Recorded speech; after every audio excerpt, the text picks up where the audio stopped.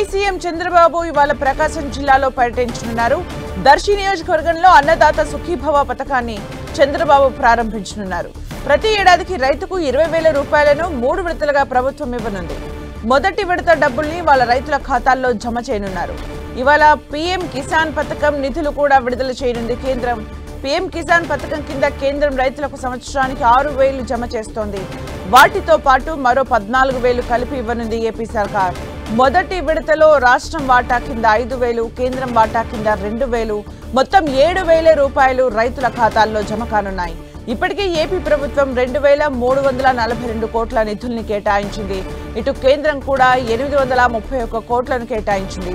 ఏపీలో 46,85,838 మంది అన్నదాత సుఖీభవ లబ్ధిదారులు ఉన్నారు.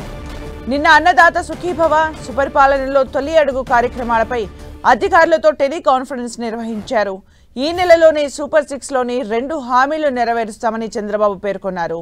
ఇవాళ అన్నదాత సుఖీభవ నిధులను విడుదల చేస్తుండగా ఆగస్టు 15 నుంచి మహిళలకు ఉచిత బస్సు ప్రయాణ సౌకర్యం అమలు చేయనున్నట్లు చంద్రబాబు తెలిపారు. ప్రభుత్వం చేసే మంచి పనుల్ని ప్రజల్లోకి తీసుకెళ్లాల్సింది పార్టీ యంత్రాంగమే అన్నారు. నిత్యం ప్రజల్లో ఉండాలని, ప్రజల కోసం పని చేయాలని, ప్రజలు ఓట్లేస్తేనే అధికారంలోకి వచ్చామన్న విషయాన్ని ఎప్పటికీ మరవద్దని పార్టీ నేతలకు దిశానిర్దేశం చేశారు.